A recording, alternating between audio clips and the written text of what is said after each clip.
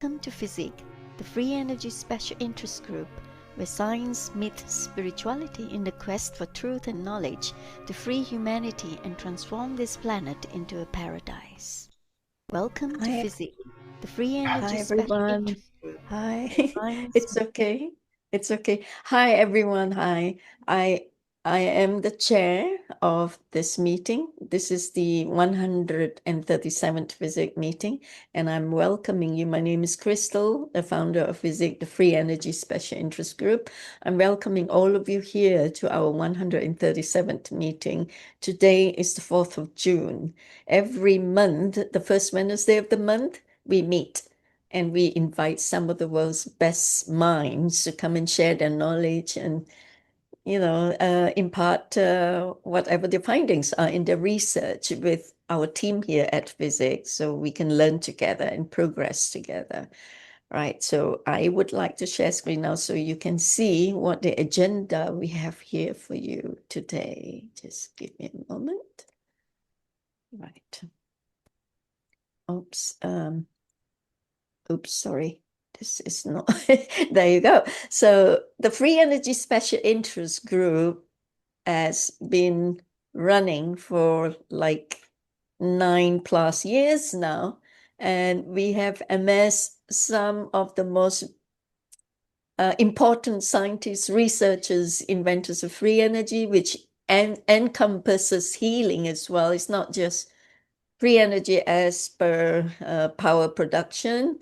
It's also the health of the human body. If you go to our website, you see what we're all about, and we invite you to come and join us in our meeting the first Wednesday of the month, so you can learn as well live and have an interaction with the speaker in the Q&A. Today, in our meeting, we have the first speaker, Charlie Ziese, chairman of the Pyramid Science Foundation. Charlie is at the forefront of exploring the organizing principles that govern our universe. I will read you his bio in a moment, okay? But this is an important meeting because this is where we gather to learn some of the most important things that we need to know.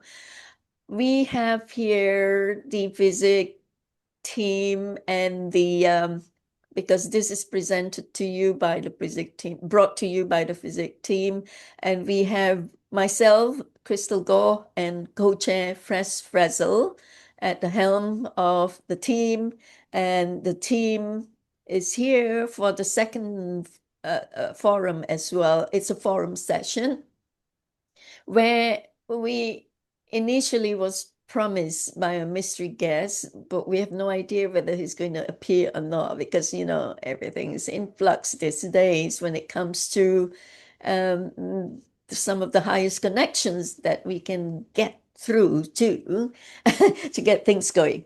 Right. So if he doesn't attend and couldn't make it, we can have a chat amongst ourselves with regulars on what's going on currently and what we can expect from the summer to the end of the year, knowing that this year is a very, very important year because we're going to expect some massive changes, right? Right. So once Charlie has finished his presentation, don't leave.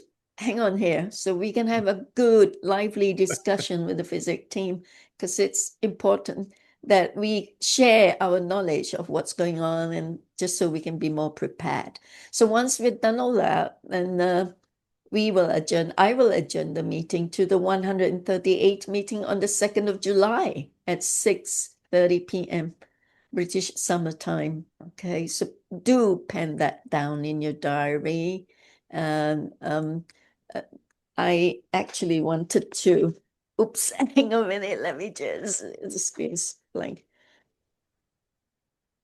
Okay, so this being said, I want you to look at our website. Please check out our website. Once a month only, that is required your attention, because then you will know who will be speaking, and then you can decide whether you need to come and join in the live meeting, because that will do all of us a lot of good to have sessions like this together.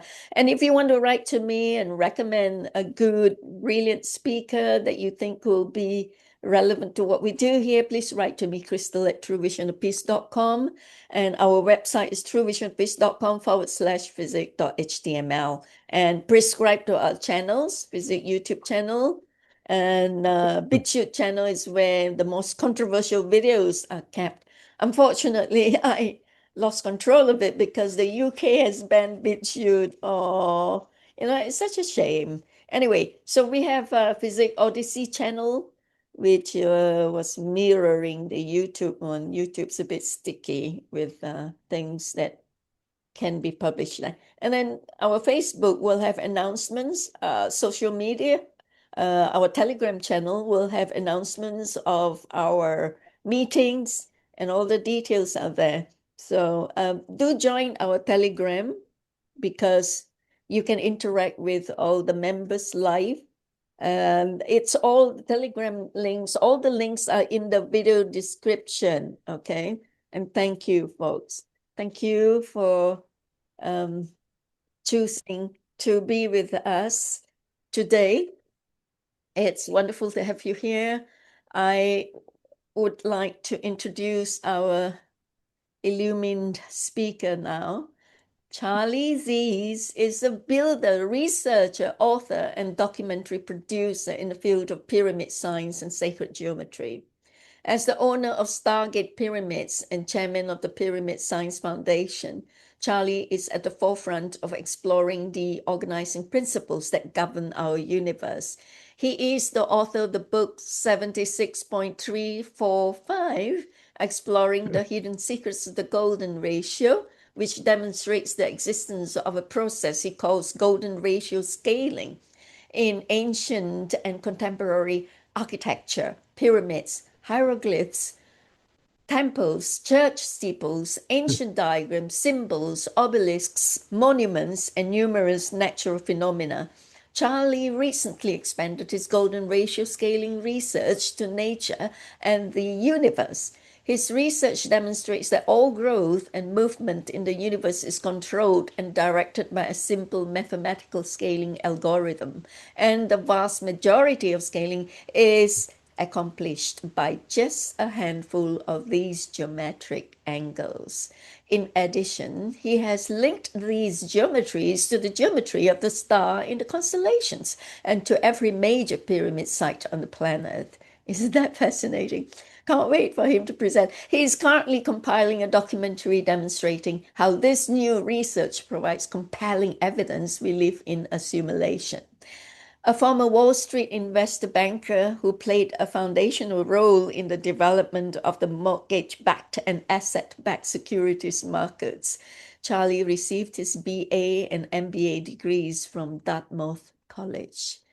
Thank you, Charlie, for gracing our platform. Over to you now, Charlie. All right. Thank you, Crystal, for that great introduction.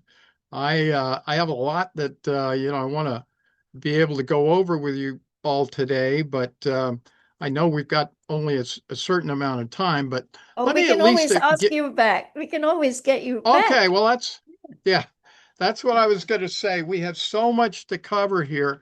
Let me give all of you a little bit of background about me and how I got into this. 9 or so years ago, I started reading David Wilcock's book that had a chapter on pyramids in it. And then about 9 years ago, he talked about the Russian pyramids and their amazing health and free energy benefits.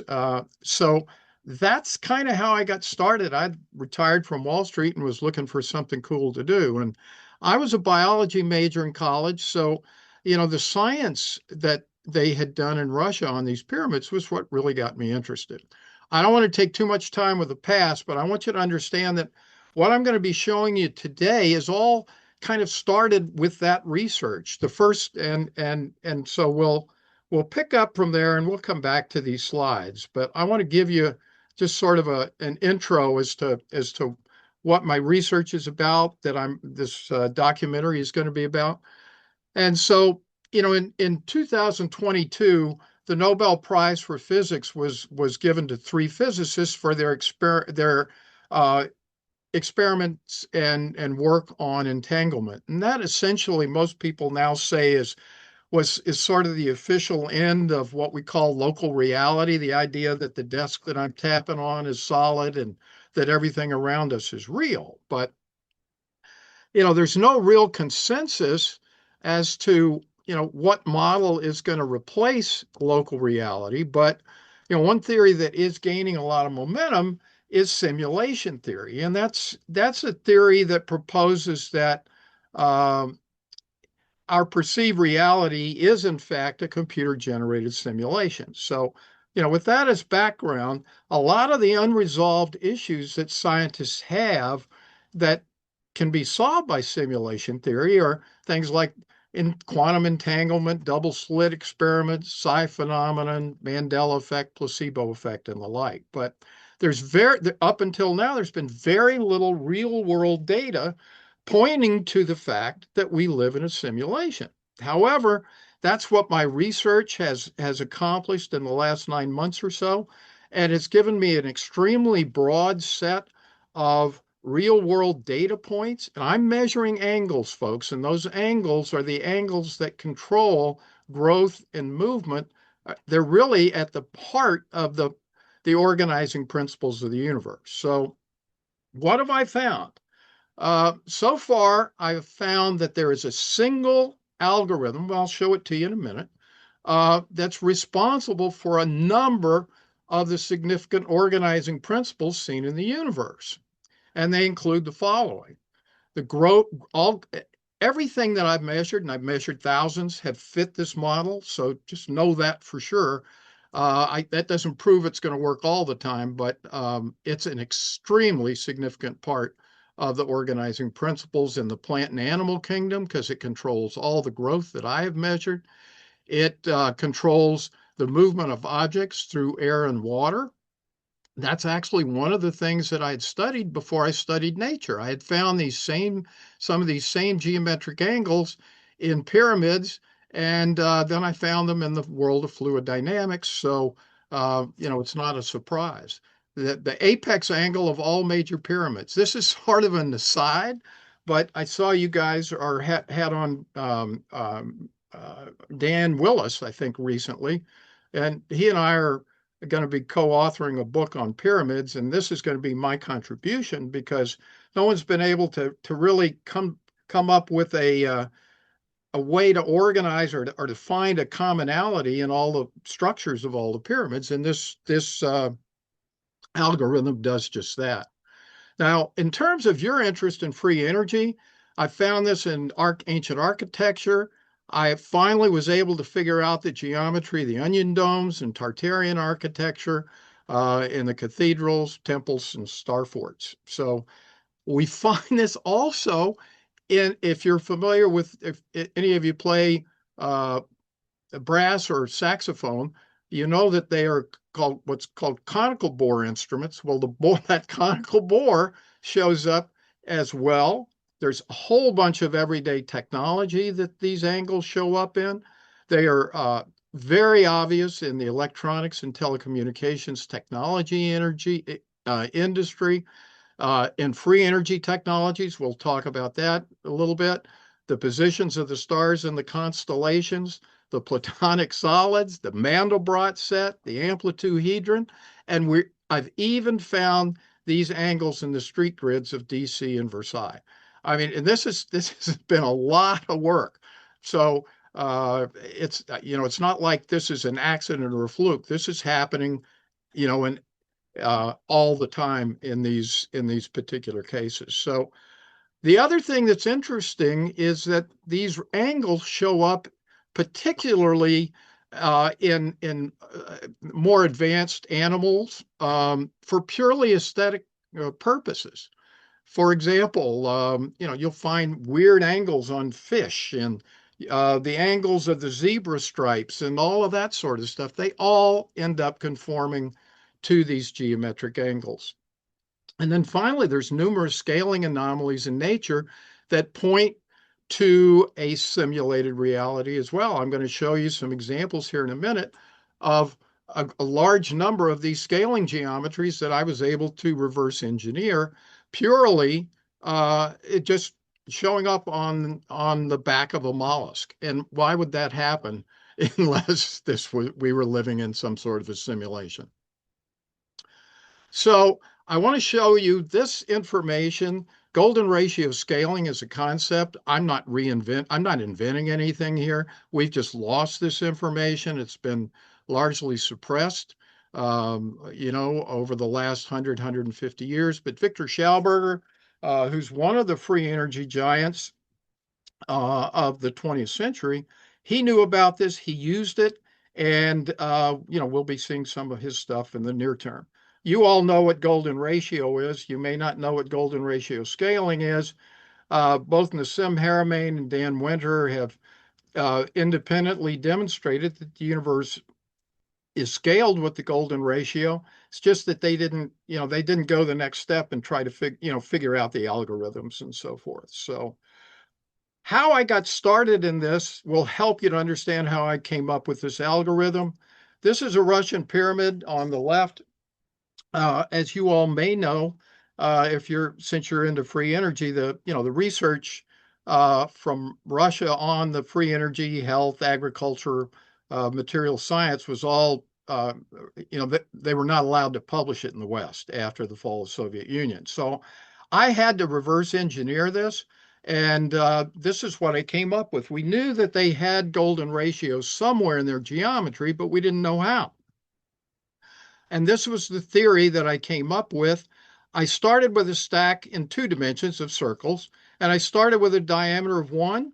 And each time the next diameter takes the previous and divides it by the golden ratio. So we have 1 to begin with, 0.618, 0.382, 0.236, and this will go on actually to infinity. You never get to the top of the pyramid, but when you build it in 2 dimensions, you get a slant height of 76.345 degrees and a apex angle of 27,309.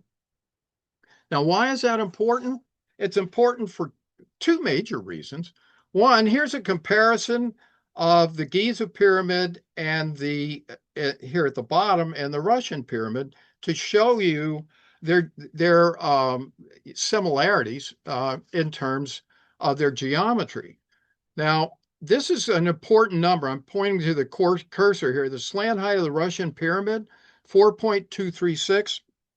Turns out that is the slant height relationship that's going to carry us through all of these calculations. That's going to be a constant, and what's going to change is the base. But anyway, you can see that the Giza pyramid also has a slant height, which is actually the golden ratio itself. So they are related by their golden ratio in their slant heights, in their heights, but probably most important, most people don't know this, and I figured this out real quick in my research, that the slant angle of the Russian pyramid is exactly equal to the apex angle of the Giza pyramid. So, I knew right away there was major stuff going on here. I also took this into fluid dynamics and found these same ratios. We'll see these in the nose cones of our airplanes and rockets and missiles and so forth. The other important thing that I discovered was that nature made extensive use of supplementary angles. Now that just blew me away. Why would that be unless it was a cheap way to devise a computer algorithm on the cheap? But no matter, you're going to find that in nature, in the pyramids, and everywhere else, that one of the major things that hadn't been discovered until now was the use of these supplementary angles. And again, a supplementary pair of angles are angles that sum to 180 degrees. So in my opinion, the use of these supplementary angles can only be explained by an algorithm or simulation, but believe me, I am very, very interested in getting your feedback. All right, here's the algorithm. Real simple. As I told you before, the slant height is going to stay the same at phi cubed, and the base lengths are on the left. Now, if we exclude the 5.236 for a moment, you'll see I started with the Russian pyramid geometry of with a base length of 2 and the slant height of phi cubed to develop this. And all I did was divide by, halve it or double it to come up with this. A really key important thing to figure out, though, is that there's one geometry, which is the geometry of the Giza pyramid, which shows up in nature more than any other as a scaling angle. So I know that there's more to research there. If we have time in Q&A, I'll give you my theories as to why that's important. But I don't want to take up too much time here. So I'm going to show you some examples here. I'm just going to take some examples. For example, leaves. There's 5 components of growth in a tree. The leaves, the plant, the roots, the branching network, the leaf veins, and the gross morphology. And all of them end up working with these very angles. And I'll just show you a few of them here because we don't have a whole lot of time to go through this. I've got thousands of slides, unfortunately, but this is I can't even see it because I got something on top of me here. Let's see. I can't see the name of the plant because there's something. Let's see. There it is, acacia. So to go back to this model, a B4 means that the base length is 4 and it has a specific geometric angle at the apex that I can measure, and that's the reason we do that. So anyway, we'll just run through these, but you're going to see the Giza geometry, the Giza supplement. Here's an example with the supplement. Now, and that shows up in the veins of the leaves. Now, there's no practical reason that I know of why that would show up other than, again, as part of an algorithm. But you're going to see this. All of these leaves use the same geometric angles to control growth. So, and here's even a palm, for example. The gross, the next step up, the shape of the branch itself is being scaled in the same geometric angle as the tip of the leaf itself. And we've got tons of these we could go through. They all work. I've got thousands of examples, but let's move on and show you how the gross morphology of plants is also uses these very same geometric angles. And these are probably the best examples. These junipers, and I said, are these good wax genes? That's the gene that actually controls growth of the gross morphology, plants and leaves and root systems of plants. So, you've got it there. Here, deciduous trees don't do it as often, but still, you're going to find these geometric angles in deciduous trees as well. Here it is in the branching system of trees. So it's in the branching of everything. It's just the same set of angles. And this is a classic, the palm tree. You couldn't ask for a more perfect fit with these angles. So we've got that. Here's some veins of the leaves. I can't go spend a lot of time. These are from my garden, but these are all the same geometric angles. Roots and tubers, same thing. You're seeing the same set. It's just 9 angles that control growth in the plant kingdom. It's just amazing. Ferns, same thing. We'll see this. Ivy, some very good examples here, very clean examples of this geometry in ivy. And we're getting into some fruits and berries, nuts. All of the nuts use these to grow with. I've got all the nuts figured out, but let's get on fruits. All of these are it's all the same. I don't want to bore you guys with this. So I'm going to keep moving to get to here's some anomalies, by the way. These might be of interest to you guys to demonstrate further why I think that we live in a simulation. I remember as a young kid, when I get a grapefruit, I'd say to my mom and dad, how come the pieces weren't the same size all the time, you know? And of course, they said something like, well, that's just the way God made it or something. And that's a good way of describing it, because what we're seeing here in two of these, if you take a grapefruit and divide 360 by 12, you got 30 degrees. Well, if nature could scale symmetrically, in this particular case, they would have come up with 12 30-degree angles, but they didn't. They're using the very same angles that I have in the algorithm, but you can't add them up to 360. So they're mixing and matching and making, well, an asymmetrical mess. But that's true with all of these fruits here. This is called, I think, a mangostine. And it's asymmetrical. All of the citrus fruits are. But here, we've got some vegetables. We see these scaling ratios everywhere. It's uncanny, the precision. It doesn't matter where I go, what plant I look at, what vegetable I look at, I'm going to find the golden ratio in all of them. So I'm going to move on, though, because I want to show you the animal kingdom as well. Oh, here's mushrooms. All of the mushrooms have these geometric angles. Here's some fungi that branch with these geometric angles. Here's some more fungus. Here's some mushrooms. All the mushrooms use these geometric angles. Now let's see it in our own in higher. Oh, let's look at oh yeah, all of the flowers on the planet. Every leaf, whether it's the apex or the base, they're all going to be using these golden ratio scaling angles. And I know I, for one, never thought that this was true. When I decided to take these 4 angles that I'd found in pyramids and fluid dynamics and apply them, I figured I'd find an infinite scale. Well, I found a few more, but they all fit, and they're all fitting within this algorithm. So, this is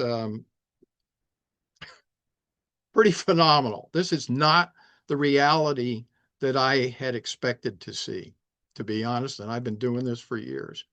So, this should start a whole new section in the biological sciences. It's real clear that from what you've seen in plants, but it's true in animals as well.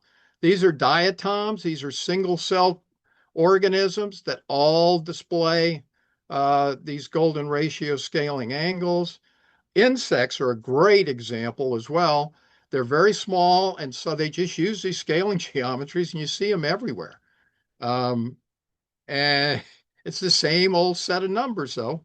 And so, it really does look to me like the universe is scaled with a very inexpensive algorithm. I mean, all of these measurements are showing you precise angles of movement and growth that are controlled by these angles. Now, here's an interesting topic. These are all, this is a section on antennae, and all of the insect antennas use this geometry as well. And I think that's important for you as we begin to discuss free energy as well later in the presentation. But all of these antennas use the very same angles. Well, if this were a diverse universe, I would expect to see more than just a single set of angles, but it doesn't matter. The same set of angles are showing up in their antennas. So now we'll get to the mollusks. Mollusks are probably the best example of these angles showing up in nature, because they're so clear, so precise. You can't see this and not say that they're not related after we're done. But this is a B1 geometry. This is B3. Doesn't matter, but they're all specific defined angles. This is B4. Here is this This is called a chitin. It's a small form of mollusk, and you can see this 41478.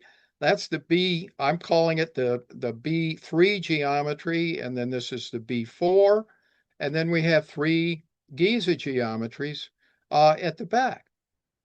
No one can. I cannot explain why those would show up unless this is some kind of a signature that the creator, whether that's God or a computer programmer, is is putting out here for us. But these are just perfect. You cannot say that these are not done with this algorithm. So, there's just so many examples here of this, and it just doesn't stop. 100% of the time, whenever I measure something, here's a red version of that same chitin, and we see the same. Here's the oysters, a slug, which is actually a mollusk without a shell. This is a star. This one is sundial snail. So we got plenty more of these we could look at, but you get the idea. They're in all sorts of fish. Let's see these angles in the fish. They show up a lot of times in the front and in the tail fin. But here's a crab with this geometry. Here's an interesting example of what I was talking about, using these angles for cosmetics. You can see that the color of this fish is changing. Well, the angle, that's the Giza geometry right now that's making that separation. And up here, you can see the angles are changing, and that's the 103 Giza supplement geometry that's doing that. All of the fish in the oceans, everything has these, their scales have it. Here's a shark with the B2 geometry and the Giza in the back, turtles. I mean, it's just everywhere. And so it's hard for me now. And I think once you see this, when you go out into nature every day, you're going to say, wait a minute, those are the geometry. I see that now. That's the geometry that Charlie showed me in this presentation. Every butterfly and moth, they're all using primarily, again, this Giza and Giza supplement geometry shows up in all of these butterflies. So let's go on here. Let's see. See, we got a lot of them. This is what's this? This is turtles. Oh, yeah, another example. Turtles. This is their skin.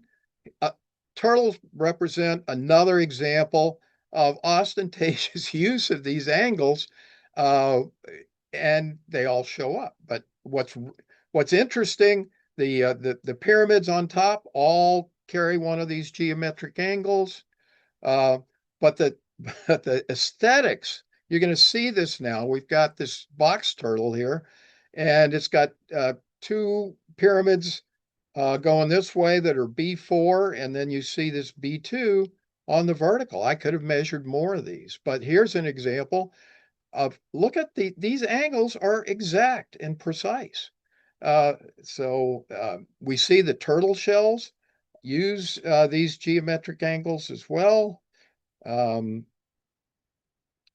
there's so many of these exotic turtle shells that I just can't believe that this wasn't somebody trying to say, look, here's my little signature to the universe. But they are all using these geometric angles. Reptiles, the scales on snakes, this is the boa constrictor. That geometry is the Giza pyramid geometry. This is a chameleon, crocodile. Here's the diamondbacks on the diamondback rattlesnake. Again, Giza geometry. Rodents have, you're just going to see so many of these examples that, this isn't an accident. And I have many, many more of these to show. Amphibians, the bullfrogs. This is called an axolotl, I think.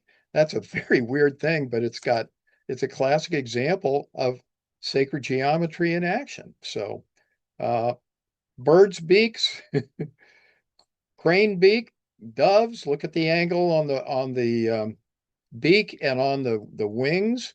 This flows right into fluid dynamics because the same angles show up there. Here's an example again of using sacred geometry to define the colors on the owl's face. We're using Giza for the top half and using the supplement for the bottom half. Golden eagle. Here's another horned owl. Here's a hummingbird wing. Perfect example of the B2 geometry. And here's an ibis with the B2 in the back and the Giza in the front. Kiwi, loon. Look at this. Even that little bow tie on the loon uses the B2 geometry, masked booby and so forth. So there's so many of these. Here's an anomaly that might be of interest to you as well. This is a rooster plume. I think that's what that's called. And sure enough, it has all of the basic angles from the B2, 3, 4, Giza, and Giza supplement. Now, I don't think that happened by accident. So when there's other that are all the same geometric angle, but still the same angles are showing up. Here's a feather from a rooster with a B1.5 geometry. Here's the macaw's wing, again with the B2. Here's the only bird that has a bifurcated wing, and it bifurcates at the B1 geometry. We'll just, we'll keep going through these just to show you. It just doesn't stop. Web feet. Web feet come in the B3, B4, or Giza models. So if you're a shoe salesman and need to outfit a duck or a goose, you'll know what you need to get. Here's a turkey with its plume in the back with one of these geometric angles defining the extent of that plume. And then here's one of the angles in the front as well. So woodpeckers. I'm just going to run through these so you'll see how extensive this is. But all of the major animal groups, as we get a little bit more into this, here's one that I want to show you. These are the angles I was telling you about on the zebra. The B2 geometry defines the first set, then the B3 or B4, and then the Giza. So and here's the Giza supplement angle that shows up on the side of the zebra. I mean, how can you explain these without considering the fact that this could be a simulation? Felines, same thing. You're going to see these same angles, whether they're felines, whether they are canids. You see it in the face and in other parts of the geometry. Here's another classic example. Every horn of every animal uses one of these geometric angles. Here we see an animal with two of these geometries embedded into their horns. It can't be an accident. So, I'm just showing you all of these horns are GoldenRatio scaling based from all different angles and directions. So, this is contrary completely to what I had expected. Now we'll get into mammals, and we'll look at a bunch of mammals, and we'll see how important these angles are in structuring the face of mammals. There's just, no doubt that these are embedded and, are in use. Now, here's an example. I just put this together to show, African American males' noses are a bit broader. They use a different geometry, but it's still one of these GoldenRatio scaling. And then Caucasian heads seem to be slightly different. than an African American. So we all kind of share these common traits, and you can see the commonality of the geometries there. So here's some examples in our organs and body parts: geometry of the ear, the geometry of the eye, the heart, the intestine, the lips, the kidney, lungs, nose, tongue, venous system, venous system. Here's some of the skeletal systems. This is the breastbone. This is the coccyx, the floating ribs, the jaw, down on the coccyx area, phalanges, and other bones, our shoulder blades, even our spines and the shape of our skulls are designed with these geometries. Here's our teeth, all the same geometric angles. Now, what I think is also important though here is to see that these geometric angles show up in our DNA and also in all of our sensory receptors. These are the cones in our eyes. This is the cochlea in our ear, and all of the other sensory mechanisms that we use.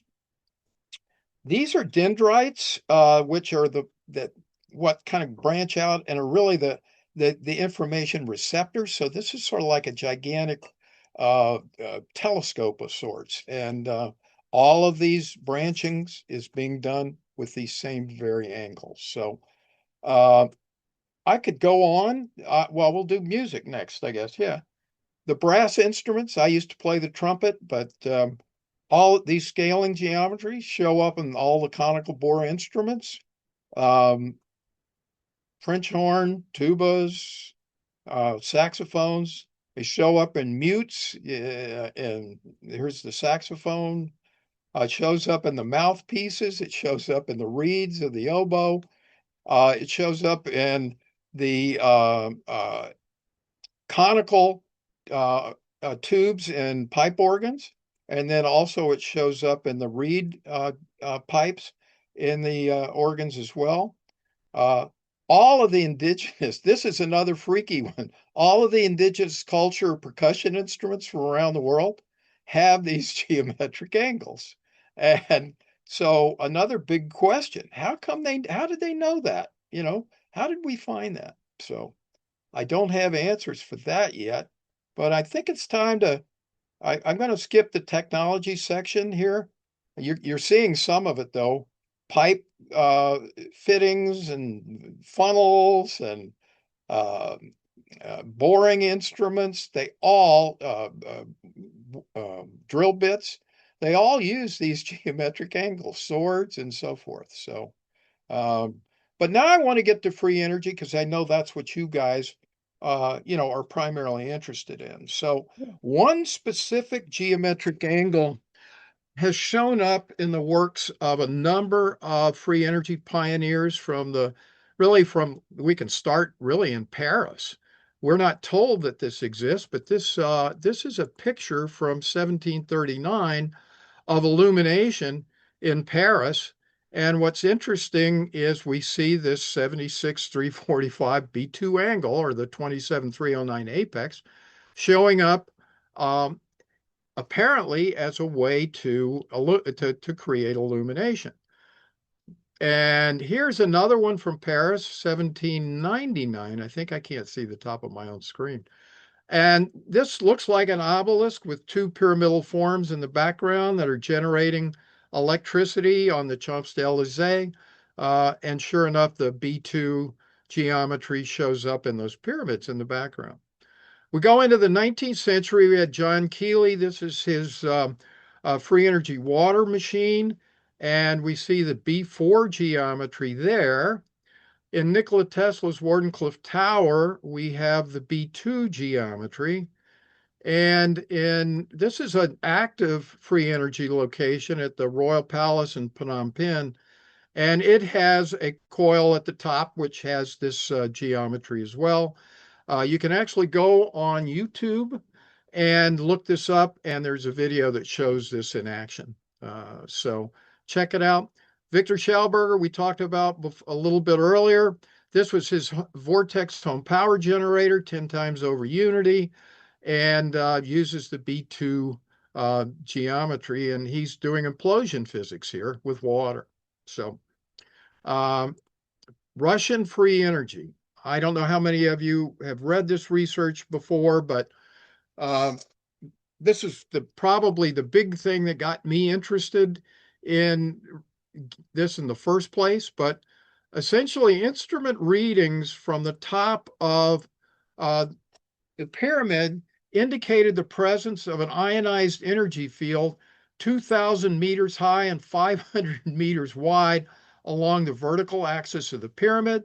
The column was constantly changing its height from 800 to 2,500 meters and then back to 2,000. The radar reflecting ability of this formation was similar to the reflecting ability of an airplane. Studies confirmed that a larger circle of this ionized energy surrounded the area above the pyramid in a 300-kilometer range. Electrical energy could be harnessed from the pyramid by a capacitor that was placed at the apex of the pyramid. The capacitor would spontaneously take a charge, and furthermore, pieces of the capacitor assembly were seen to break away and rise into the air. And again, that's B2 geometry. Anatoly Yakimov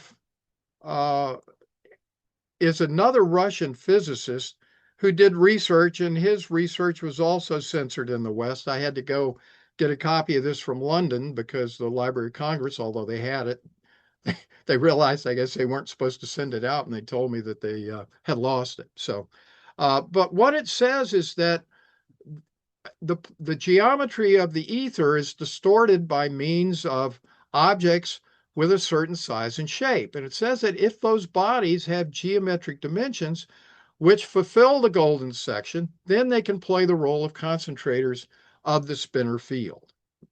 And just to show you what's happened to all of these technologies, in case you don't know, John Keely's was kept from the public and was sent to the Theosophical Society after his death for safekeeping.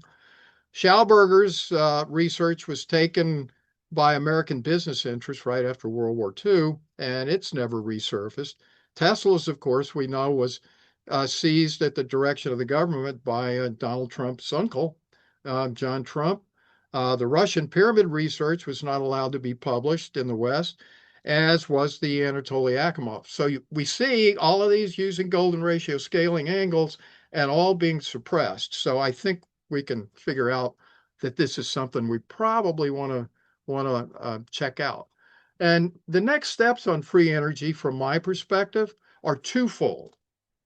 We've now seen these angles in a lot of places. I haven't shown them to you everywhere yet, but if they're in fluid dynamics and if they're in architecture and if they're in growth and movement, and they're in free energy, wouldn't it make sense to try to test them? I mean, I do. I know that we've got the research summaries from Russia, but ion harvesting, if you're familiar with that technology, there are at least one company in the US that is doing this right now.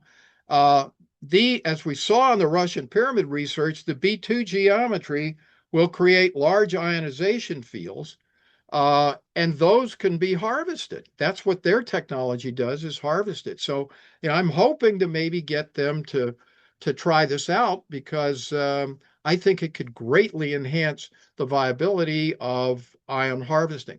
That was done in the Tartarian Empire. All of the great Tartarian architecture always had fractal antennas and other devices, and this geometry, the B2 geometry, in their steeples and spires to generate this ionization field.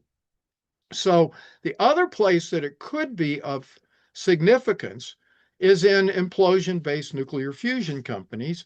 Now, there are a lot of them who are using tokamaks and other structures, but there's a bunch of more independent companies that are trying implosion. And, it would certainly, from my perspective, make sense for them to want to try to do something with this. So I'll show you some electronics equipment. Crookes Tube has this geometry, X-ray machines, dental X-ray machines, proton therapy machines, floodlights, bow tie antennas, radar guns, radar detectors. The J.C. Bose Horn Telescope, which was, it has the B2 geometry. The Holmdel, New Jersey horn antenna has this geometry. Andover, Maine Earth Station, B2. Here's another one. This is the Little Bighorn. This was in West Virginia, I believe. It measured radio waves coming from Cassiopeia A. It has the B.5 geometry. These are older technologies, but all of the older microwave antennas use the B2 geometry for, on their towers. They don't know any of this, by the way. None of these scientists do because they've never seen this before. So, but hopefully I'm going to get this information out, not just to biology, but to fluid dynamics and into telecommunications and harmonics as well. But here's a horn antenna with B3 geometry, conical horns with B2. This is this Webb telescope. This is the device that sends the pictures back from the Webb telescope. It's called a feed horn. It's got the B2 geometry, old NASA equipment here. This is a background explorer that's up in space for NASA with the B4. All right, fluid dynamics, bullets have the B2 geometry. Most of the artillery does as well. Some of them have B4, mortar shells, grenades, B3 and B4. For those of you who are into fluid dynamics, fluid dynamics is best information on how to come up with an optimal nose cone comes from the Sears-Hawk body work that was done by Hawk and Sears in the 40s. And sure enough, the nose cone of that has the B2 geometry in it. Arrowheads and fletching all have this. We've known about this angle for 70,000 years, unless these old artifacts were placed here in the simulation. I don't know. But you got ancient helicopter hieroglyphs using these geometries, Japanese cave paintings of space flight. This is from Turkey, all B2. And why is the B2 showing up? I'll tell you a quick. Well, I'll tell it now before I forget. But Jimmy Blanchett, another researcher who's going to be working on that same pyramid book, he and I are working a lot together. He's done research and he's determined that if you take the geometry of the Russian pyramid and if you remember those circles that we saw that I was using to show how I built it, the ratio of all of those circles to the total amount is the same ratio between dark matter and light matter. So it may be that this is one of the key geometries that creates our physical experience. But we see this in torpedoes and planes, the fastest airplanes, the fastest sports cars. You see this, Indy cars, Formula One cars, maglevs. They all use these geometries. And here's old lighter than air vehicles, dirigibles. Here's a couple of BrahMos. This is the fastest missile in the world. And here's the Pershing 2. All of them have the same geometries. Fastest helicopter in the world. Here's a helicopter airfoil, B2 in the front, B1 in the back. Lockheed Transport, there's where the B4 geometry, the thicker, slower planes. Here's a Russian transport plane with the B4 in front, B2 in the back. All commercial planes have the B2 geometry in the front and the back. Concorde has B1, that was the old SST. Boeing Starliner has B4, Sputnik B2. And the hypersonic glide vehicle, Avangard, this is the fastest vehicle on the planet at Mach 27, and it has it. So I'm going to talk about this just real quickly. Even though you've seen hundreds of examples, and I got hundreds more on nose cones, for some reason, the United States has chosen not to use these geometries in their hypersonic vehicles.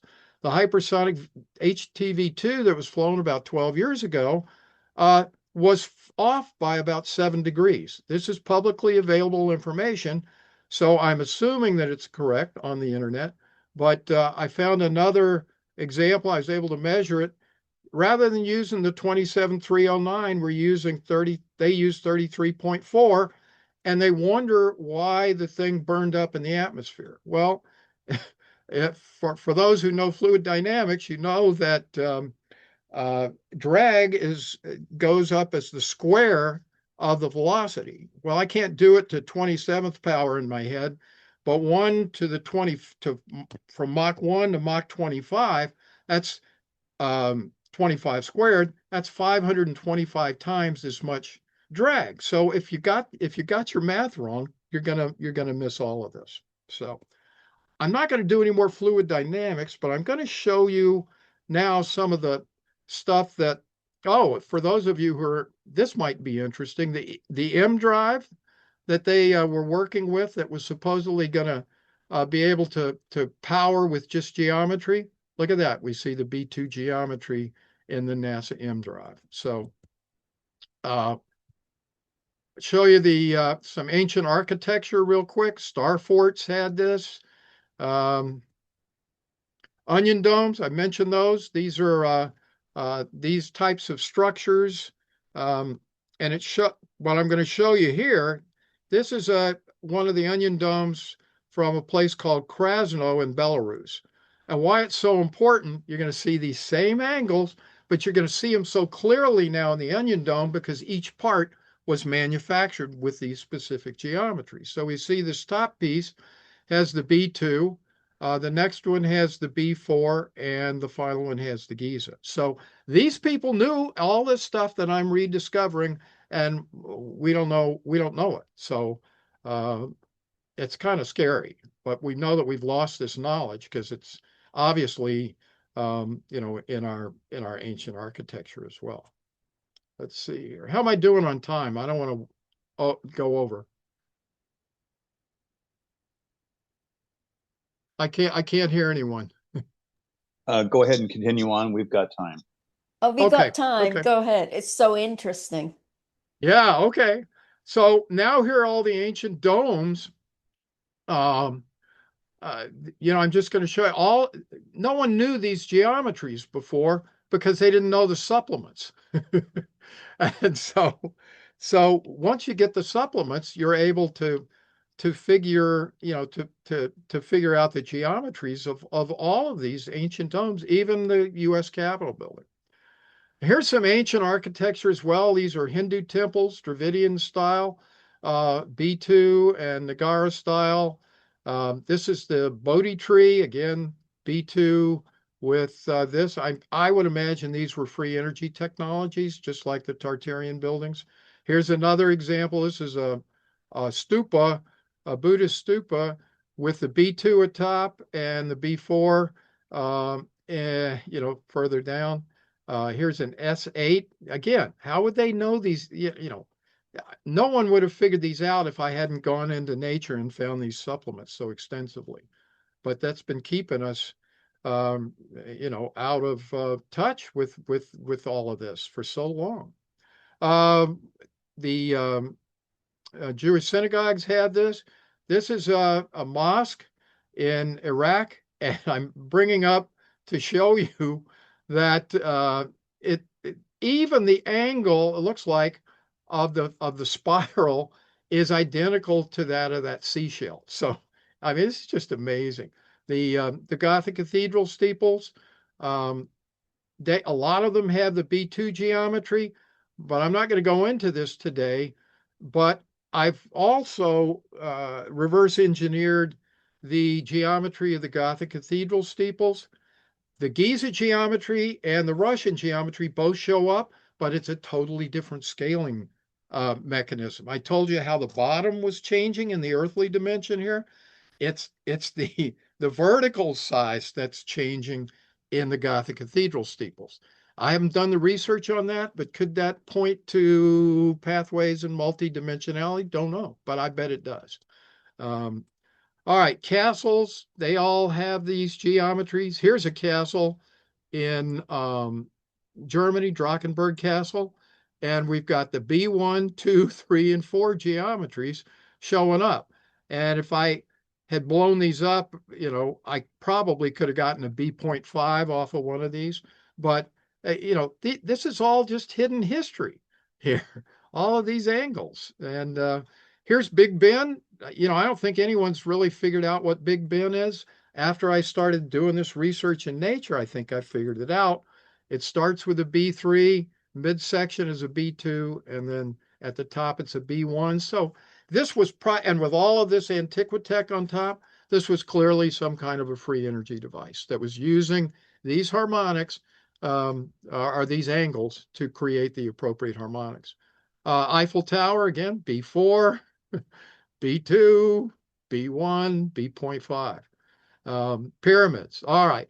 This is what I'm going to be putting into this pyramid book, but I'll just show you that with this information, I'm now able to bring every major pyramid site in the world into this scaling algorithm and have it fit. So I'll just run through these real fast so you can see. The way I figured this out, actually, Dr. Sam Osmanagic from the Bosnian Pyramids was on our live stream about 2 months ago. And yeah, I'd been working in Nature, and I hadn't had a chance to go through the pyramids yet. And he showed this picture, and I went, oh my God, this is the supplement. This is the Giza supplement. So again, this is a supplementary angle to the Giza pyramid, the perfect supplement. Now, why would that be? And I don't have the answer for that, but when we get to some of the other artifacts that I'm finding, I'm starting to wonder whether these weren't some sort of, symbols as well, potentially. I don't know if these were set up to, kind of give away the story, whether, we've been implanted into an artificial reality, but if it looks like we have, maybe this was implanted into our reality as well. I don't know. But you have to ask that question when you start to see some of these final things that I want to show you. But all of the pyramids, we'll get to now we're at the constellations. I picked one of the constellations and I blew up each one of these, because if there's one thing that I have found that blew my mind when I started, was that all of the angles in the constellations have these exact same geometric angles as well. So I've done this for I've done it for all of them, but I've done it in detail for 2 of them. So I wanted to show you. And this is Aquarius, and I've measured each angle. I just can't believe that when you see this, you're not going to say, oh my God, how could that be? But you're going to see that these angles show up in every one of these angles in the Aquarius constellation. So you have to dig a little bit deeper into the algorithm and expand it. But all you have to do is, if you find yourself in between angles, well, maybe you need to, if it's between B1 and B2, well, maybe you have to split that in half and figure out what the apex angle of B.1.2 or 1.5 is. If that doesn't work, go up if it's below, or down if it's above, and try 1 1/4 or 1 3/4.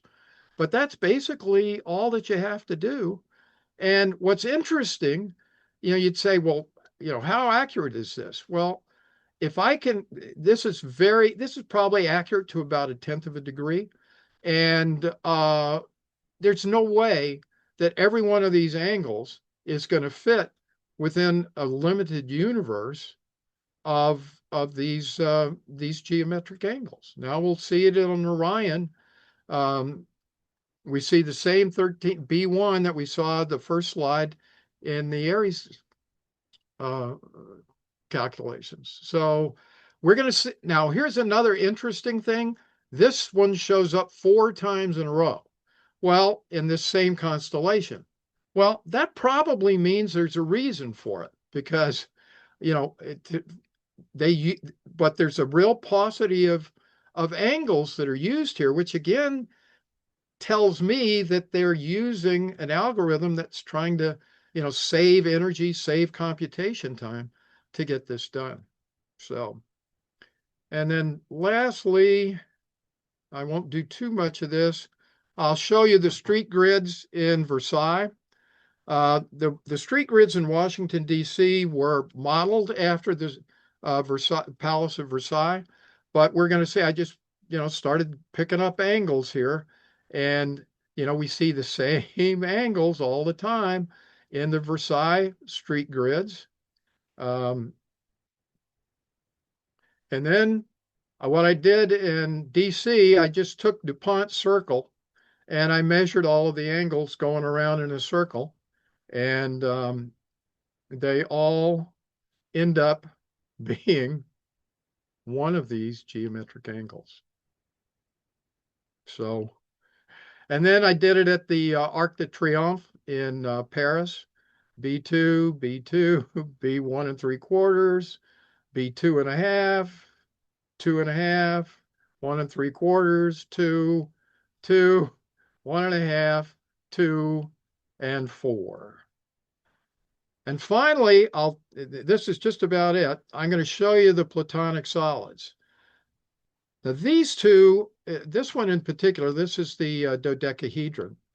It shows all of these angles as well. And we look back here at the cube and the tetrahedron, and we find these angles. Now, what I don't know, and this is an interesting question for multidimensionality, which we're going to get to in a minute, but these angles show up at a given perspective. We're obviously not looking at that cube or that tetrahedron straight on. Otherwise, we wouldn't see it all. So I need to figure out or reverse engineer what those angles are, because you're going to see here in a few minutes that this also hooks up. If any of you are familiar with the amplitude-hedron, every one of the angles in the amplitude-hedron shows up in this list as well. So I have not had a chance to study Nima Hamed's work in great detail, but I know that he's attempting this geometric form, I believe, is attempting to be a simplifying way of figuring out waveforms. I think that's right, but you guys, you know, correct me on that if you have better information. So, you know, I think that's all I'm going to show you today.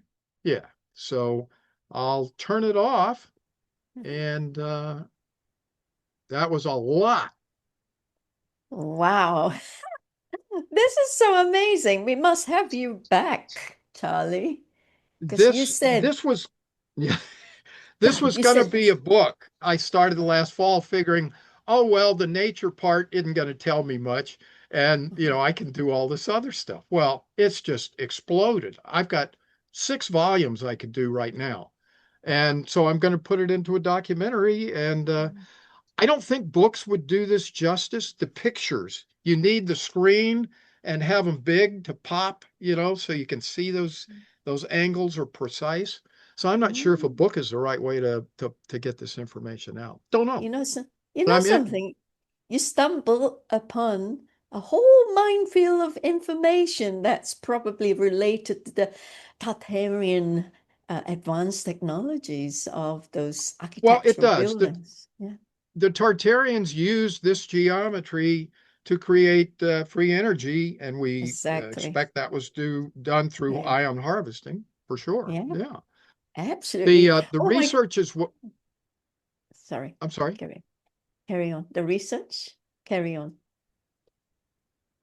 Oh, I was just going to say that, you know, the health research from Russia as well is just phenomenal. We didn't touch on that, but I know you're interested in that as well. And, you know, there's extensive research that shows, you know, 90% decreases in tumors and cancers and things like that. And babies who are born premature, who should die, they're given pyramid infused water and they live, and it's just phenomenal.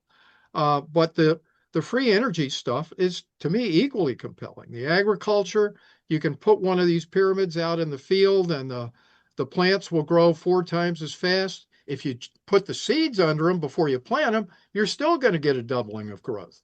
And so it's just phenomenal research. And I think it's important to think about the fact from a free energy context, and this I just want to drive this home again. If this angle is showing up everywhere and it is a simulation, maybe the energy being put into the system is being generated via this geometry. Maybe that's why all these guys used this geometric angle for their free energy. I don't know, but certainly more research to be done. Absolutely. It's very fascinating when you were talking about the pyramids as well, because we did have Dr. Sam Osmanagi speaking at our platform as well. I'm sure you noticed.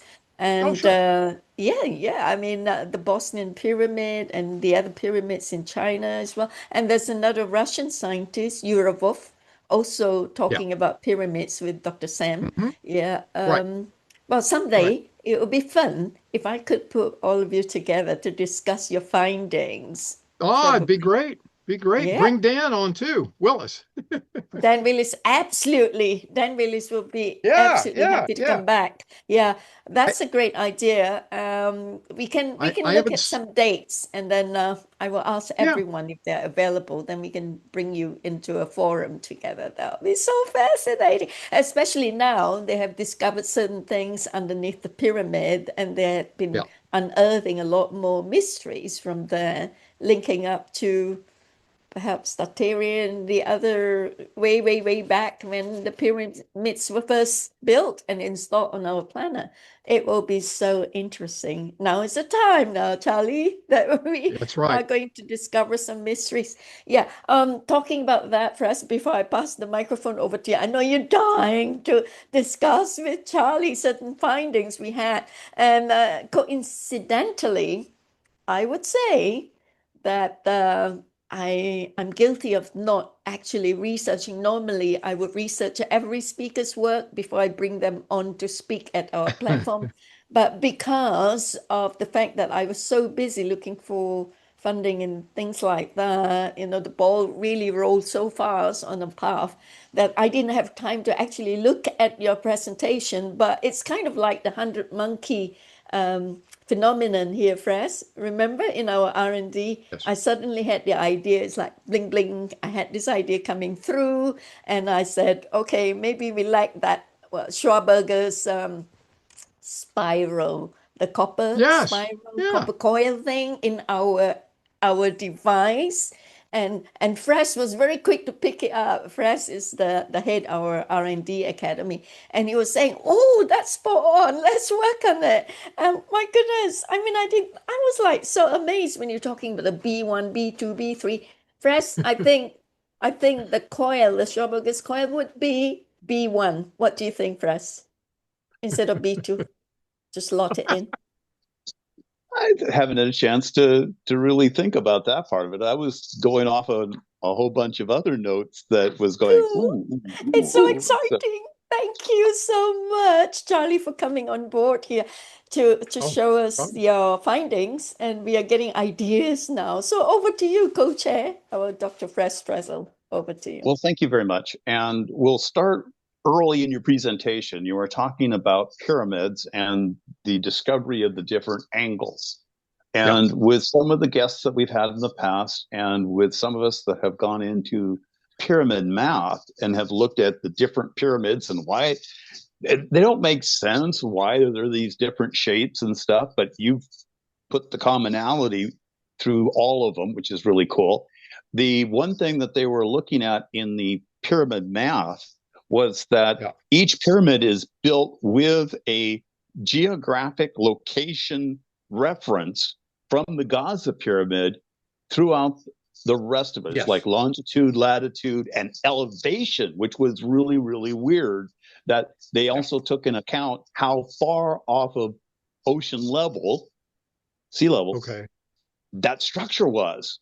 And Right. that's just all those numbers then put down into like a GPS coordinate with elevation. So that was kind of an interesting note on that one. And they're like spot on to like 5 decimal places in accuracy. It's really, really accurate. I'm going to jump down. Did you happen to take a look at chemical bonding in the different elements on the periodic chart as their bonding angles? I mean, we think things like carbon and silica and some of the others. Sure.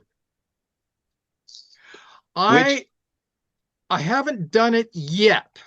You will. It's on my list. It's on my list because I looked a couple of months ago because I wanted to see if I could find the relationships easily. I couldn't. So it's the next step. Yeah. It really is.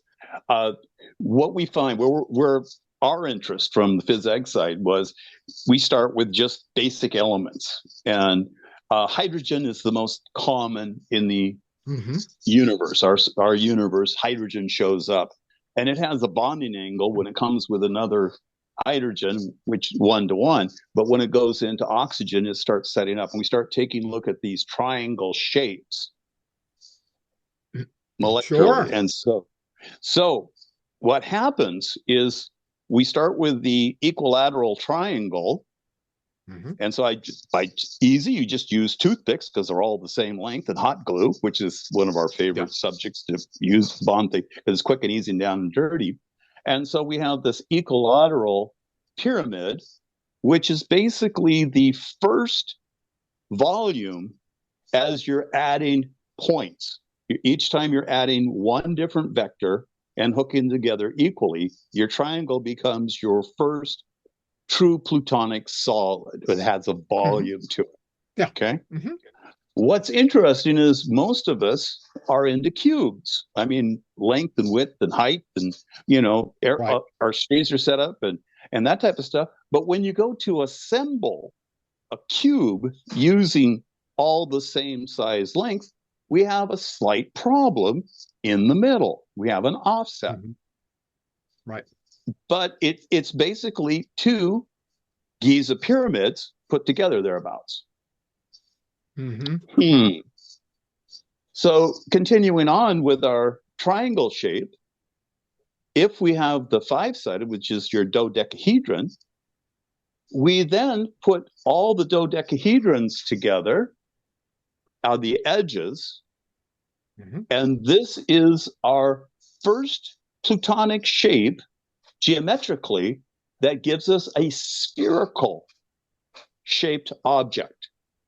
And from that point on, as we build out, the more points of reference on that 360 degrees that you're doing, wrapping these in all directions, the more round it becomes. So the more angles, the more round it becomes, and more inclusive and smooth, which is really, really cool. The one thing that I need to look at some of the I'm just thinking out loud, C60 molecules, things like that. It's not going to be. It's going to be, I bet you, just like that dodecahedron, we're going to find these angles. I may have to drill down another level, but I bet you I'm going to find them. Yeah. So if you put the dodecahedron together, the 5-sided, that gives us the first spherical shape. Cubes are not spherical. If you take cubes, they become lineal and they become a volume, but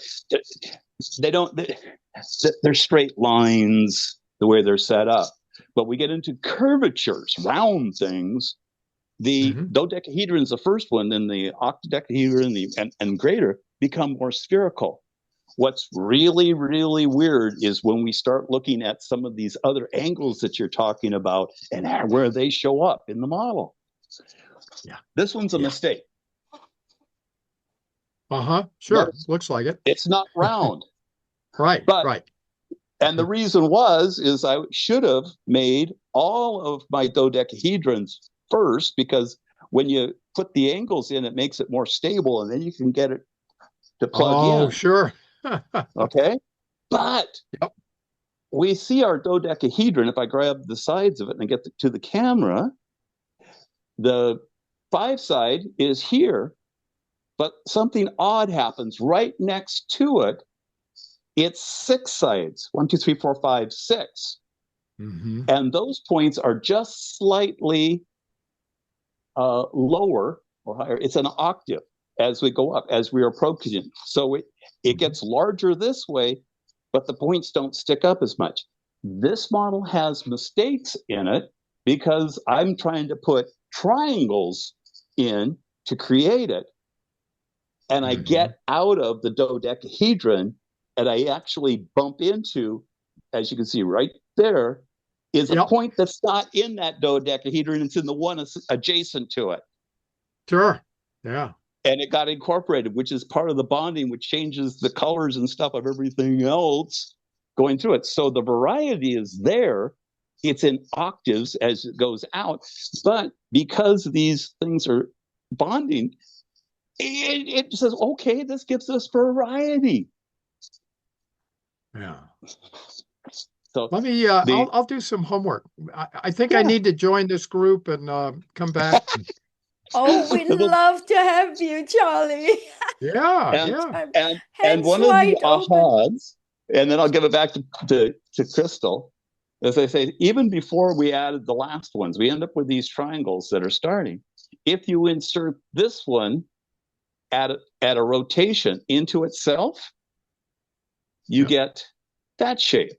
Okay, it's got more points coming up, which if you look at that angle compared to the original one, you're going to get back to your pyramid shapes, angles. But look what happens when we look at the base. The Star of David. Star of David's there. Sure, and so sure. It, as I say, it's been a wonderful, fun thing over the years, and talking with a lot of these presenters like yourself, of insight of what we're picking up. And we get to the stars, which is the last one, and then I'll turn it back over to Crystal. The stars were the brightest stars in that constellation, in that grouping, when the ancients, who were navigators of the desert, they were sailors of the desert. They didn't have a sea to navigate on, but they navigated across this vast open desert using the stars. They didn't have TV. They just had the constellation above, and they watched things move around. And so they drew lines between the stars. Those angles that you're showing there were there back then when they were looking at it. They were already there. They just lined up the dots. Is it I think that's a question. Yeah. Were they there? I don't know. Are they there? So anyway, I'm thoroughly enjoying this, as you can see. Yeah. Crystal, back to you. Thank you for giving me the time. Yes, we are all enjoying this, Charlie. And thanks to Lisa for reaching out to me to suggest you speak here. My grateful thanks to Lisa.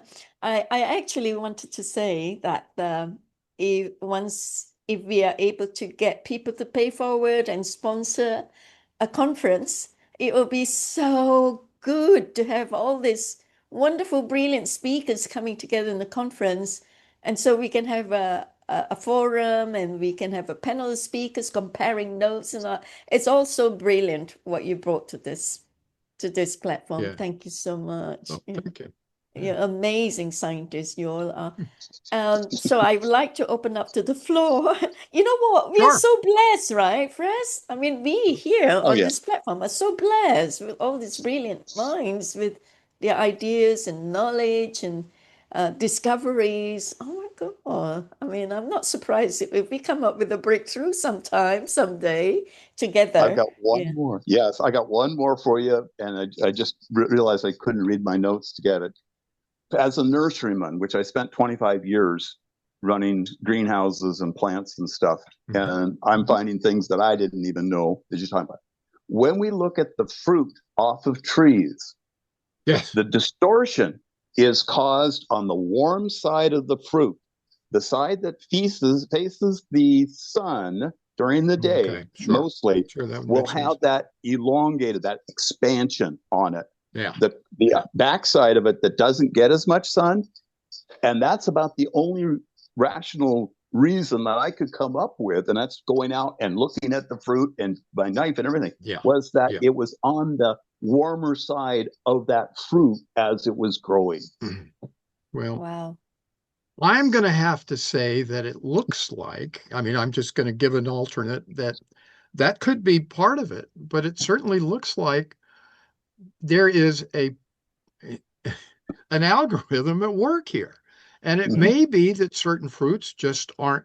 See, this is, I think I mentioned the type of gene that this is working on. I can't remember the name of it, but that's where research needs to come in. I don't have,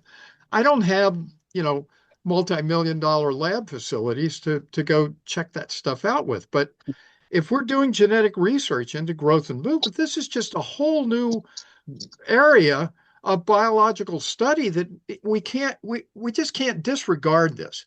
This is new science.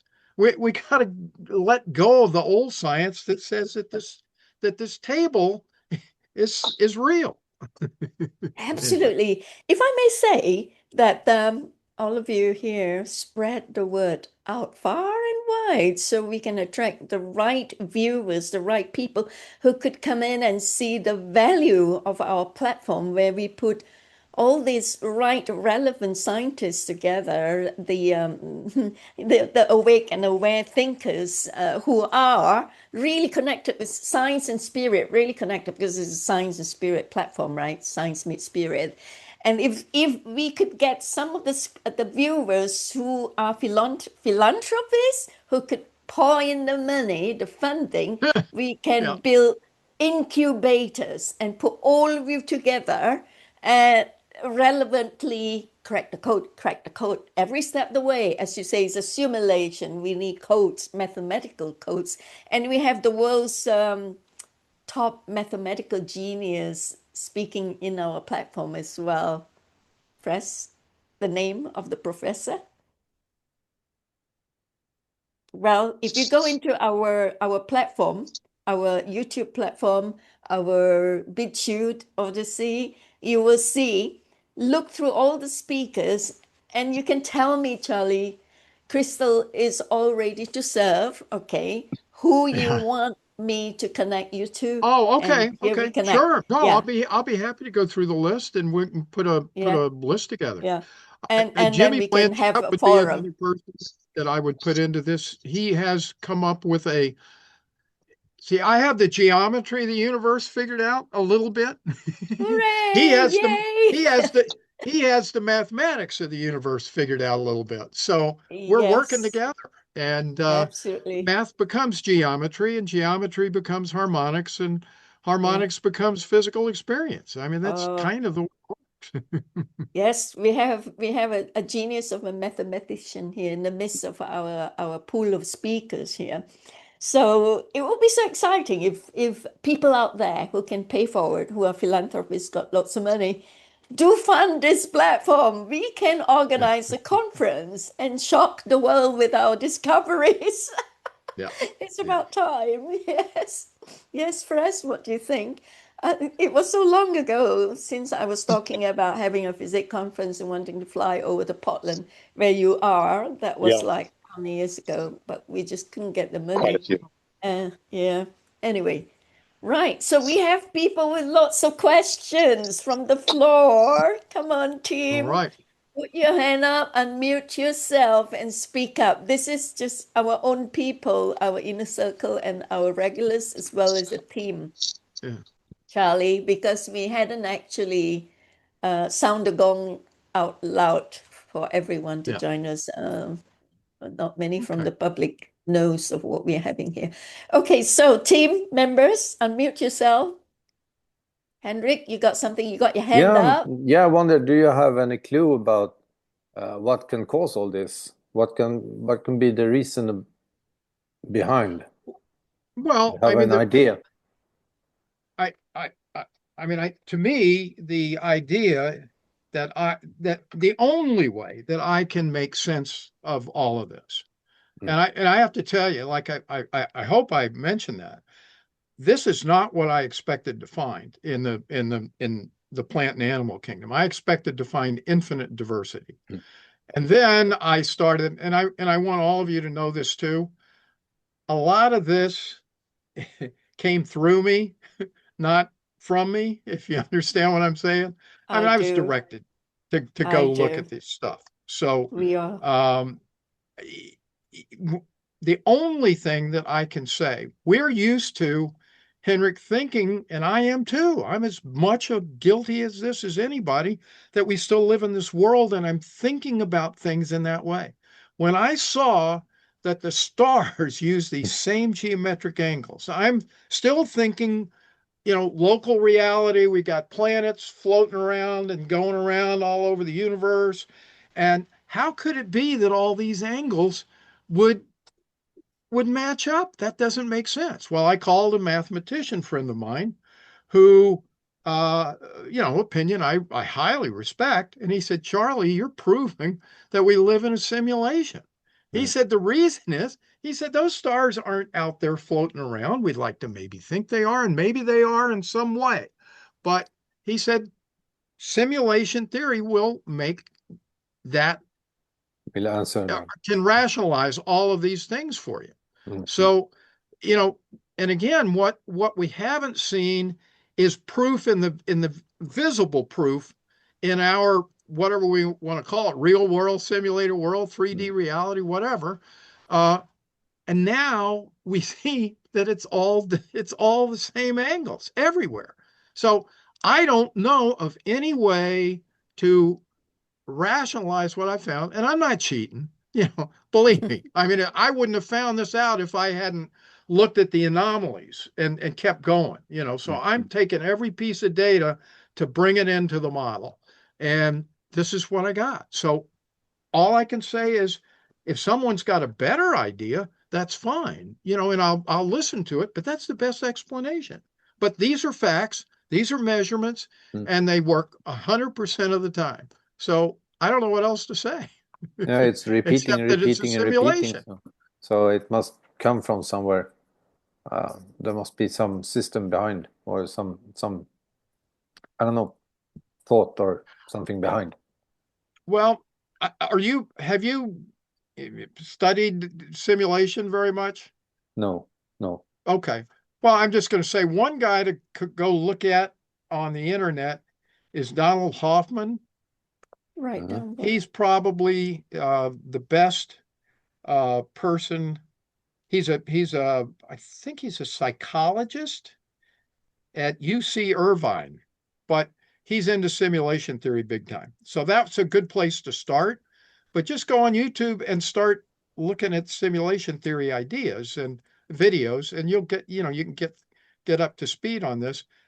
I mean, literally, I couldn't sleep at night for about a week until, I'm not kidding, until I got through to my mathematician friend. Now, he's the one who put me on to the amplituhedron as well, because he's studying Nima Ahmed's research. And so all I've done at this point, because I'm trying to find all the places that this matches and links up, but it links up with this complex mathematical geometry that he's put together in the amplituhedron as well. And it all works with the platonic solids. I don't know if you guys also remember, but Henrik Kepler, Johannes Kepler, said at one point he tried to apply kind of some of this stuff to the planets and so forth, and see what he could find. Well, none of it worked outside of the 5 planets that he knew of at the time. And of course, it was kind of an accident.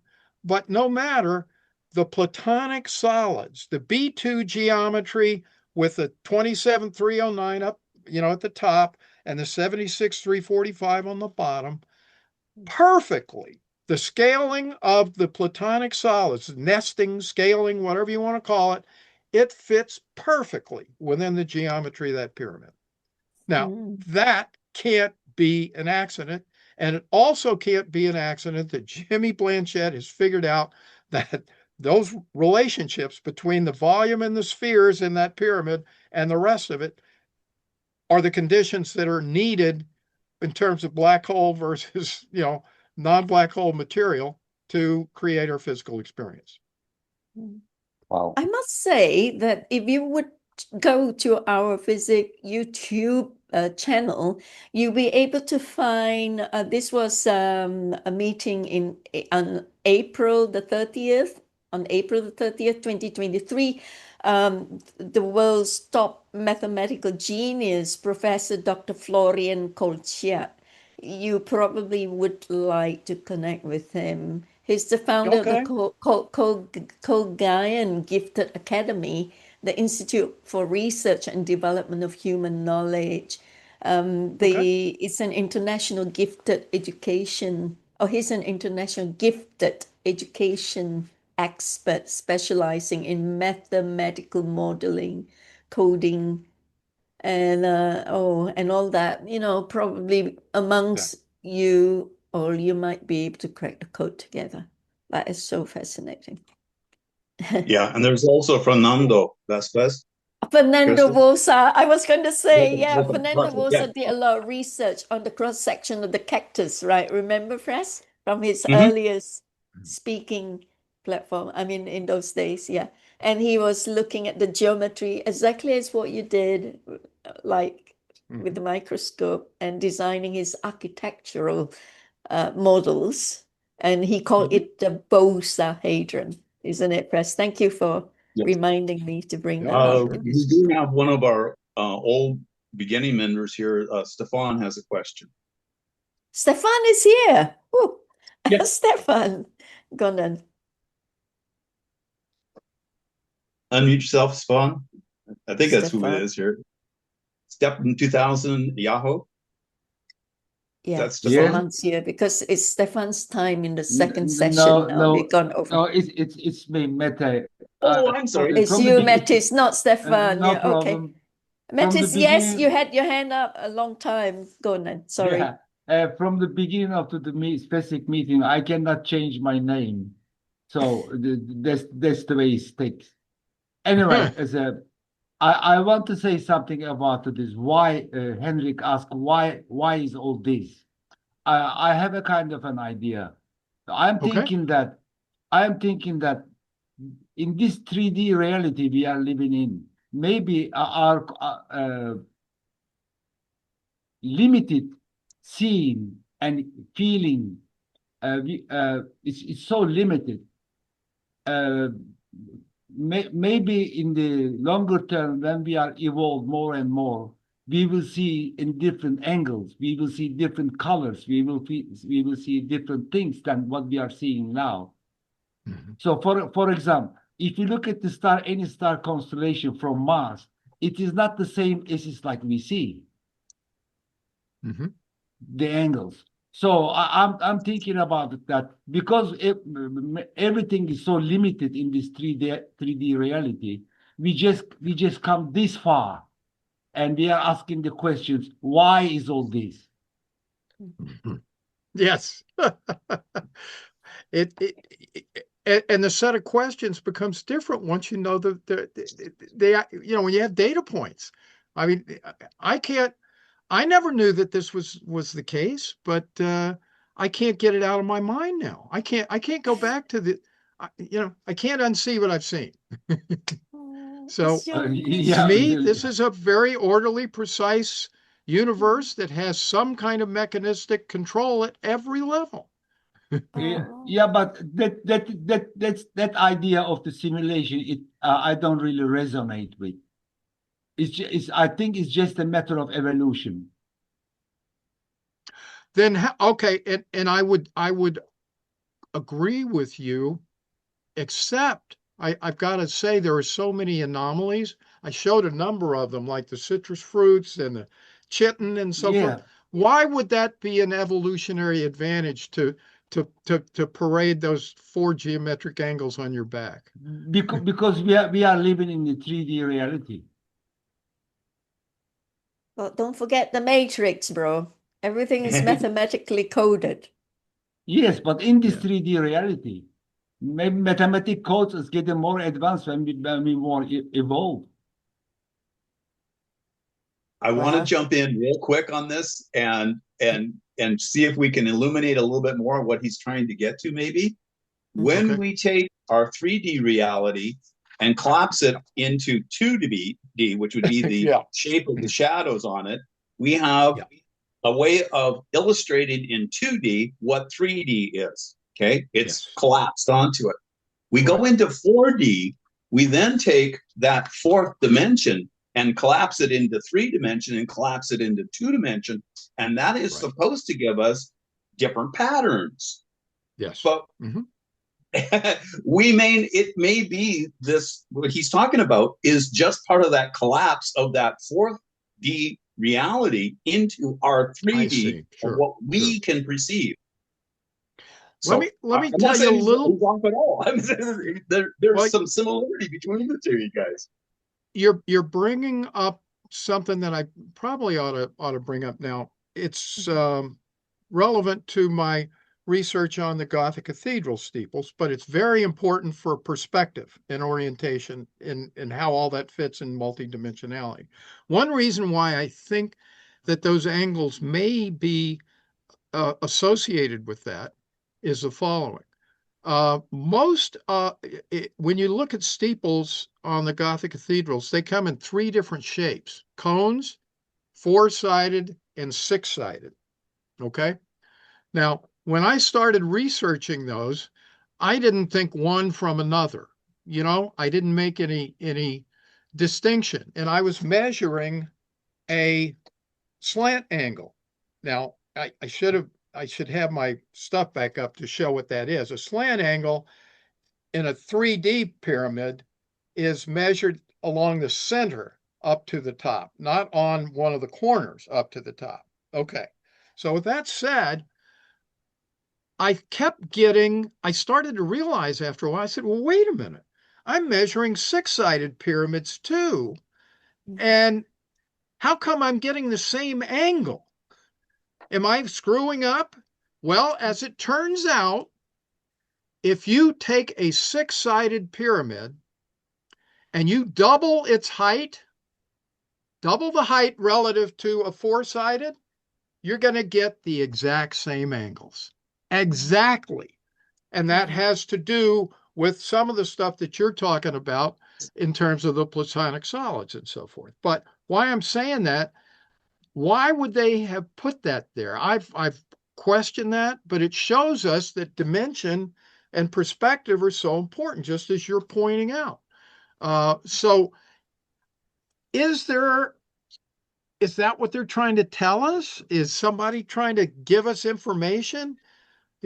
Our history isn't right either, folks. No. I mean, I hate to bring that up. Okay. Yeah. But, Anatoly Fomenko's done 7 volumes on our fake history and the fact that, we have 1,000 years that seem to be missing. Maybe, just maybe, we're planted in here somewhere or another. I can't explain all of this. No. Anyway. I'm sorry, folks. Time's running out a lot because we've superseded. It's 2.5 hours now. But I have Daniel sent up for a long time. Henrik's brother, okay. would you be very quickly asking your question and have it answered very quickly so we can It's then a adjourn? reflection about what we take up. In Sweden, we call the golden gyllene snittet.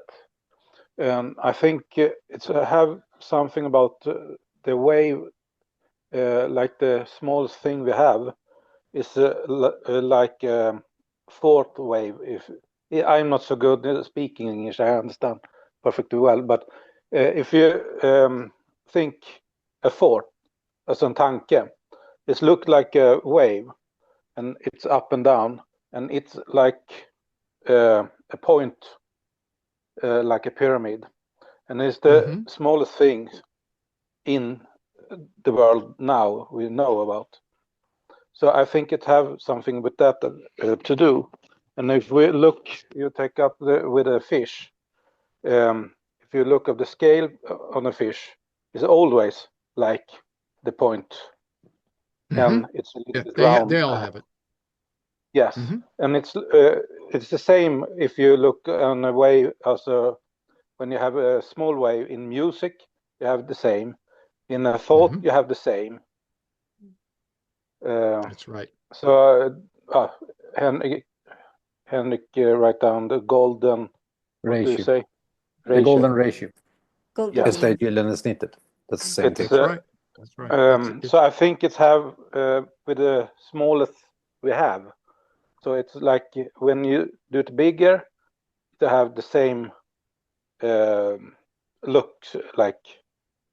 So you have the free, the pointed, and you have the round bottom, like. And it's if you look in the music world, you see that too. And if you look in the round, it's like a parabolic curve of a frequency or something. Yes.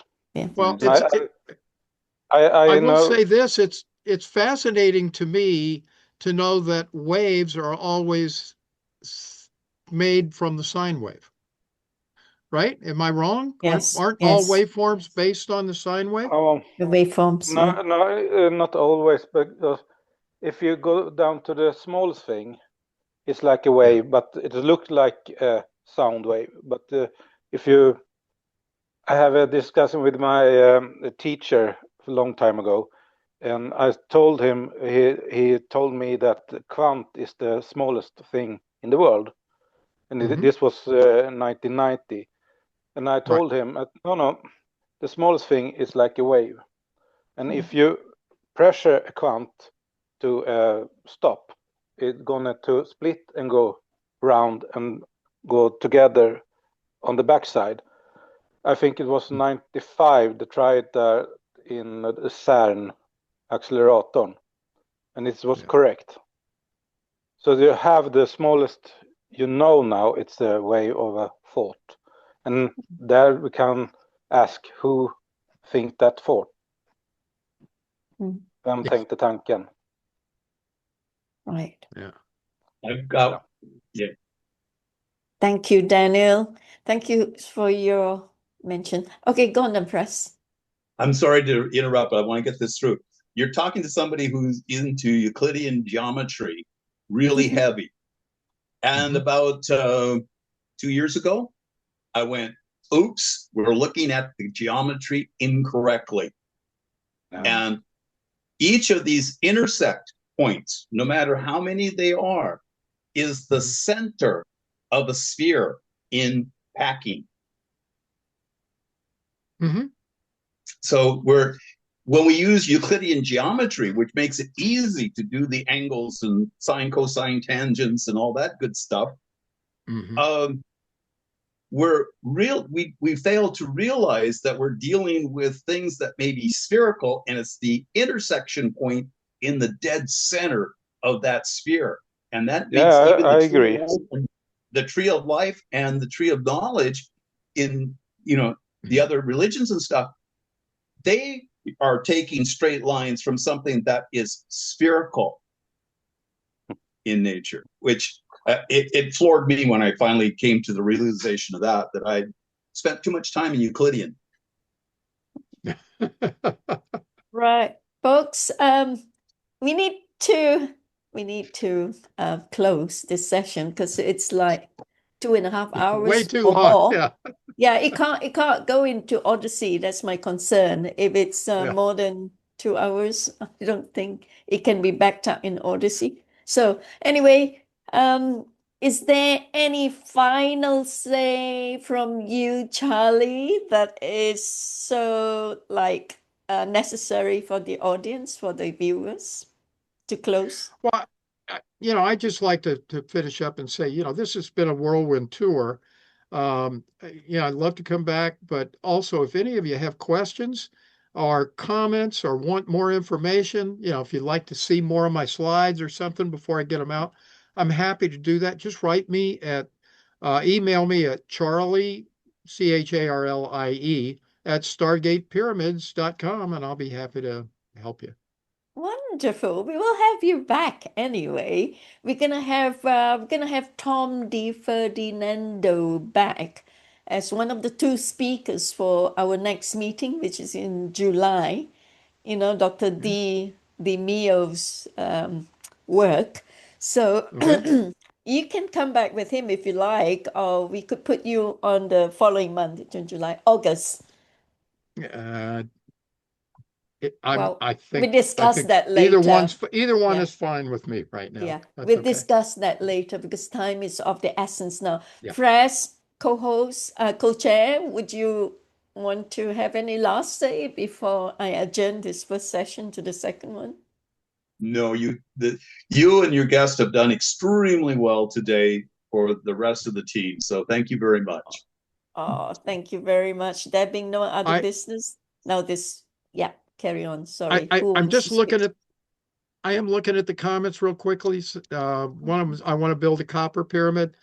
The Russian research, my research, Nikolai Kozyrev, the father of torsion physics, all of them say, law of one material, don't use base metals, conductive metals. So cool. just Note taken. Yeah. Thank you so much. So thank you very much on behalf of the FESIG team and all the listeners and the viewers of the FESIG platform. We thank you so much, CharlieZiese, for speaking at our platform and sharing your knowledge. It's so fascinating, amazingly so. Thank you for having me, Crystal. I really enjoyed it. Our pleasure. And we have you back anyway. So there being no other business, this meeting of the 137th FESIG meeting, the first session, is now adjourned to the second session. Thank you, everyone. Namaste. All right. Bye-bye. Bye.